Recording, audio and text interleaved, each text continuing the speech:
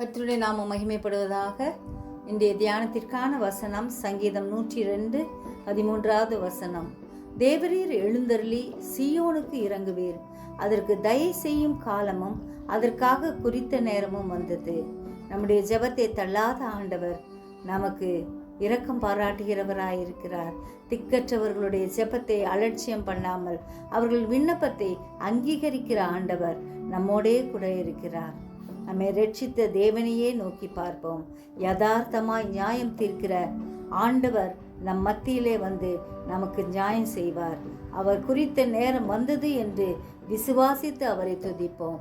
ஜெபிப்போமா? ஜீவிக்கிறதான் நல்ல இயேசுவே, இந்த அருமையான நாளுக்காக நன்றியோடு ஸ்தோத்திரிக்கிறோம். எங்களுக்கு தயவு செய்கிற தேவனா எங்கள் மத்தியில் அசைவாடி கொண்டிருக்கிறபடியால் நன்றியோடு ஸ்தோத்திரிக்கிறோம். எங்கள் விசுவாசத்தை கனம் பண்ணுகிற கர்த்தராய் இருக்கிறபடியால் நன்றியோடு ஸ்தோத்திரிக்கிறோம்.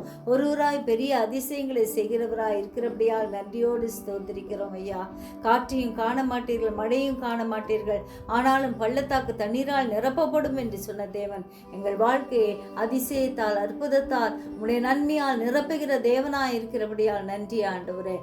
அப்பா, சிறியோர் முதல் பெரியோர் வரை ஒவ்வொருவரையும் ஆசீர்வதிங்க. தூரத்திலும் சமீபத்திலும் இருக்கும் உடைய பிள்ளைகளை கர்த்தர் பாதுகாக்கும்படியாய் ஜெபிக்கிறோம். உடைய கிருபையின் கரம் எங்களோடு கூட இருந்து எங்களை வழி நடத்தும்படியாய் ஆண்டவரே எங்களை பூரணமாய் உடைய கரத்துல ஒப்பு கொடுக்கிறோம். நீர் ஆசீர்வதியும், வழி நடத்தும், பலப்படுத்தும். சுகவீனமாய் பலவீனமாய் இருப்பவர்களுக்கு வேண்டிய பரிபூர்ண சுகத்தை கட்டளையிடுங்க. கிளையாத்தின் பிசின் தைலமே, எங்கள் ரணவைத்தியரை இறங்கும்படியாய் கெஞ்சிரோம்.